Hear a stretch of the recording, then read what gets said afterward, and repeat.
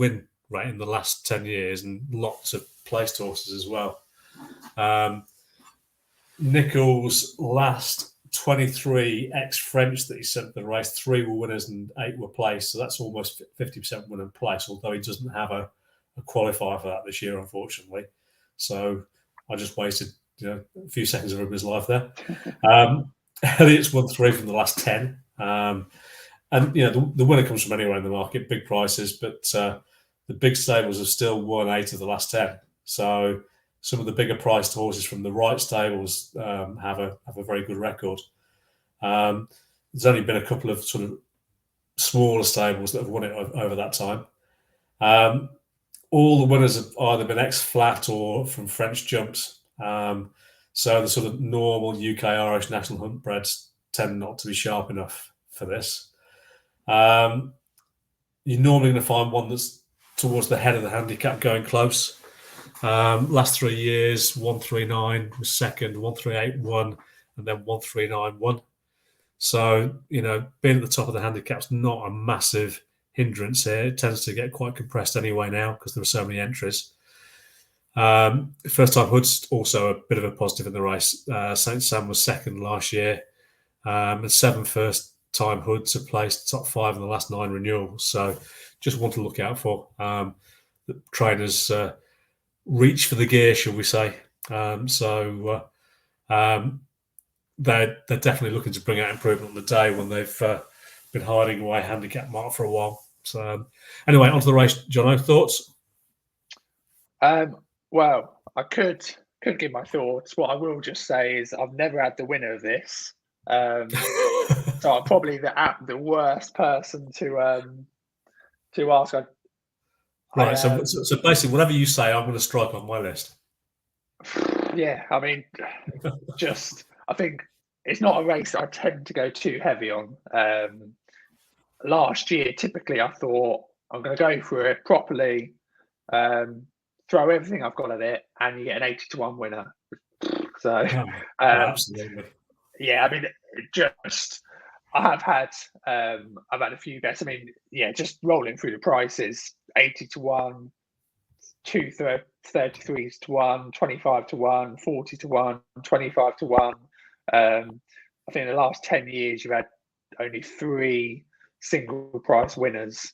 So basically, I just wouldn't put anyone off just throwing a few darts. That said, it does sound like we have the absolute good thing that is Gaelic Warrior in the race this year, who perhaps will probably be the shortest price winner there's been of the race. So yeah, my plan is basically to follow the hype, and yeah, go for the Willie Mullins hot pot. Champion Green is another that I've backed along with Britska. But yeah, to be honest, it's the last handicap that I look at. So I won't waste anyone else's time with my thoughts on a race that I have a shocking record in. And it's a worry for all the Gaelic Warrior fans. Well, look, I mean, I like Gaelic Warrior, and I jumped on quickly. I've been tracking him. So as soon as I saw the noise about him, then I jumped straight on him.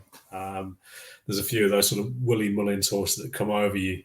You can check the French form, and you look cross form, and as soon as Willie said, I'm running, and the mark's 129, it was just you had to back him. That said, Willie Mullins' record in the race isn't brilliant. Well, I'm saying that by Willie Mullins standards rather than the fact it's not brilliant. The go-to for the race really has been Gordon Elliott's over the years, and he's got a pretty good hand again. What's he got? Britska, Iberic de Soy, Dr. Churchill. Tide Turns. I was actually in a hotel with the owners of the Tide Turns at the weekend, and I know the Tide Turn ran in Ireland. They were in England, ironically, and Northern Irish people, and I think they're pretty sweet on their horse. They like him a lot. I picked up on the conversation they were having and kind of joined in really. So they're pretty keen on him. They like him a lot. They see him as being the right type for the race, a thorough stayer, and they've obviously gone out of their way to get his handicap mark to run in the race as well. So they think he's good. But we've seen a really good performance from a horse called Brazil, who apparently wasn't coming over, but immediately got an entry. There's a few of those gone on recently. What else have we seen? Iberique de Soy and Champion Green look as though they've been plotted to hell. So does Ebasari, for that matter, which obviously is another Gordon horse, a Gordon Elliott horse. I missed him. Noel Mead's not bad at the moment. He's obviously had the winner last year with Jeff Kidder. Same connections. We've got Ben Siegel. And he looks as though he's probably been messed around a little bit, should we say. We have Petit Tonnerre come out in the week for John Joe and JP. Not sure how keen I am on him, but you can't ignore the fact that he's come over for France and qualified late. So there perhaps is something in that. One interesting one to look at is Bell X1, given Paul Nicholls' record in the race. The fact that he's a purchase from out of Ireland, from a small stable. So you've got to think that Nicholls thinks he can improve the horse. So I think he's quite interesting at a reasonable price. There was HMS Seahorse, that was Nolan's horse. That, again, looks as though it's got some ability and might be just being messed around with.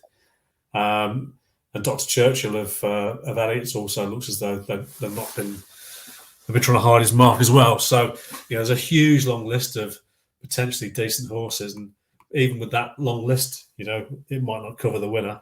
There's one more as well that I thought of, and that was Gavin Cromwell's been qualifying a few horses. He's got a few entries. I think he's got four entries from memory. The one of his I like is White Pepper. I think that one's interesting. And Gavin Cromwell's not averse to handicapping them either. So that's a great long list. It's a total minefield of a race. And, I'm kind of with you with that, Jono, that I kind of want the good thing to be a good thing because it saves all the head scratching. That's how I feel about it, right? Because just out of sorry, Paul, just out of interest, I know you you're quite clued up in your French form and you do your own ratings. Did you have a rating in mind for Gaelic Warrior before the 129 was announced? Yeah, he's easily a high 130s horse, possibly touching 140. So I think he's probably got 10 or 11 pounds, and not many of them as 4-year-olds will have more than that. And bear in mind, if he's got 10 or 11 pounds with Willie Mullins, then the others have got to have been hiding away their mark really well. Really well.